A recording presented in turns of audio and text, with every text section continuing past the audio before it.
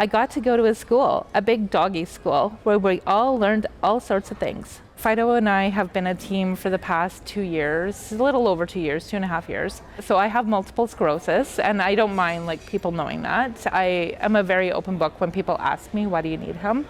There are times that I haven't been able to walk. There are times that I haven't been able to open up the fridge or pick up something that I've dropped off the ground or open up a cupboard. He can do all those things for me.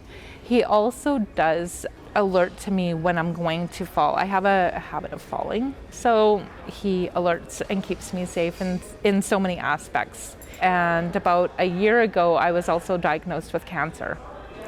So at that point, my oncologist asked me to, ask me what I do for a living, and I am an educational assistant, and he said, not anymore, you're not.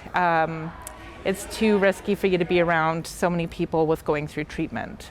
I found myself at home stepping back, going, okay, what do I do with myself? How do I still have that educational piece? I love to educate. And I've always wanted to write a book, so I decided to write one about Phydo and his adventures. And I feel like having a book out there talking about his fun adventures, but putting bits and pieces about what a service dog does through it teaches kids in a fun, educational way, but it makes it so that when our youth grow up, they will not do the things that some people that maybe aren't educated do. I've had it where I've been cornered in a store and somebody wanted to pet him, and I continually said no thank you, and they still reached out to pet him. Or people saying that you're not allowed into a business because that's a dog.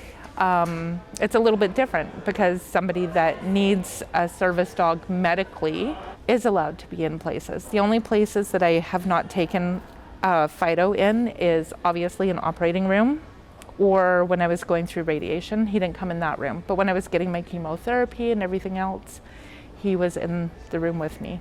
So in the first book, it's the first of 20. This talks all about how he arrived here. She shows the different training programs. So the school where he's from offers 7 different areas for their service dogs, their guide dogs. I want the kids to know that they're possible, that there's things in life that might happen to them or a loved one, and they might end up needing a dog. I want them to know how to treat that person. I want them to learn that they can do absolutely anything and to know the role and the life of a service dog.